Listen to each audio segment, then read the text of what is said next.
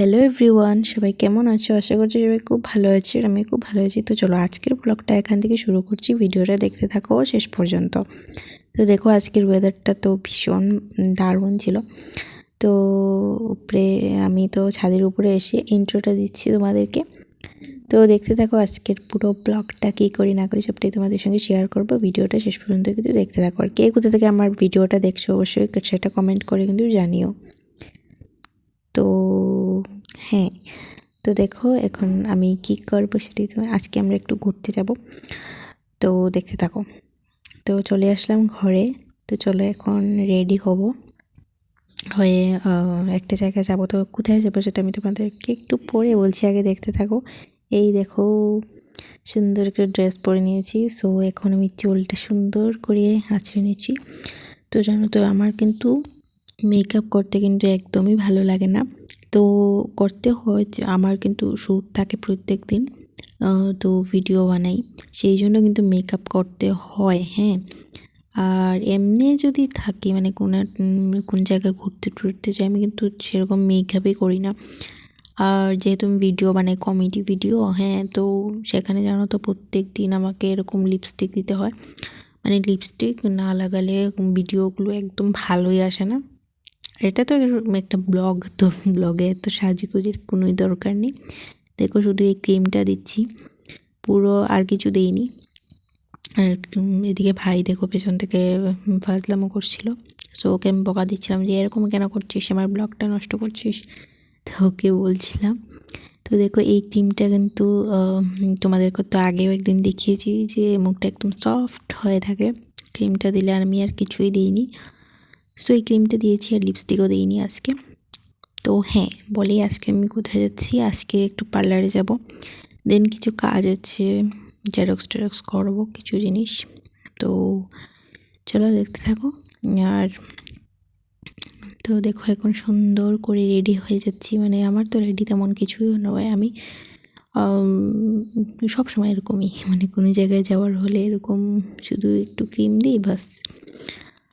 অনেকেই ভাবে যে মেয়েরা এত সাজুগুজ করে মেকআপ করে, কিন্তু সত্যি মানে সামনে থেকে দেখলে আমাকে তোমরা বুঝবে যে আমি তেমন মেকআপই করি না।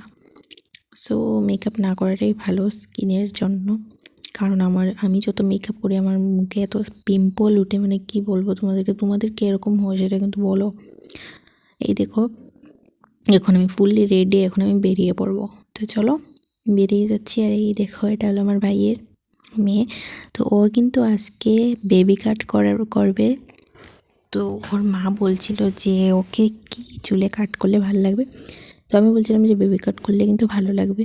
তো দেখো এদিকে কিন্তু আমরা অটো দিয়ে যাচ্ছি। এই দেখো আমি বসে আছি আর ওরা সবাই।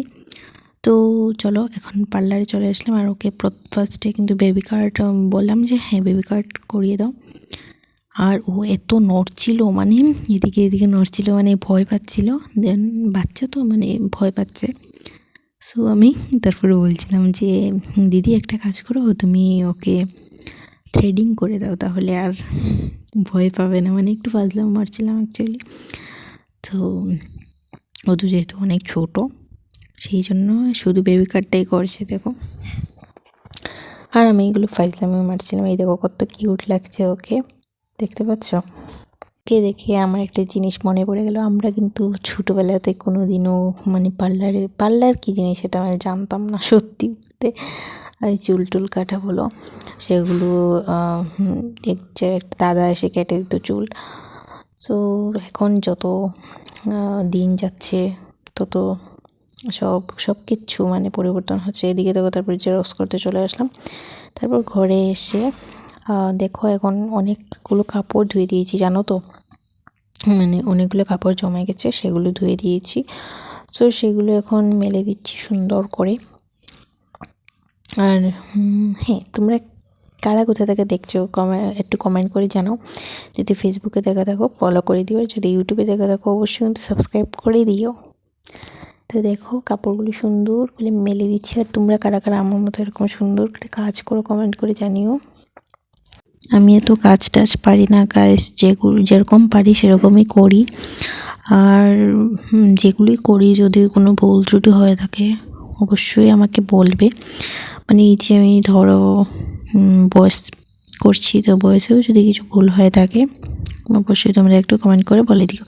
তো দেখো স্নান টান করা কমপ্লিট, আর এখন চলে আসলাম খেতে। আজকে লাঞ্চে কী কী আছে দেখো, এখানে আছে বাঁধাকপি শাক, তারপরে লাউ দিয়ে ডালের বড়া দিয়ে তরকারি, আর মানে সরি করু, আর এখানে আছে পনিরের তরকারি।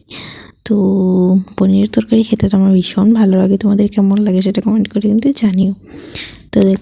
তো দেখো এখন খেয়ে নিচ্ছি, আর এদিকে ভাই ওরা এসেছিলো, এসে ওরা একটু গল্প টল্প করছিল।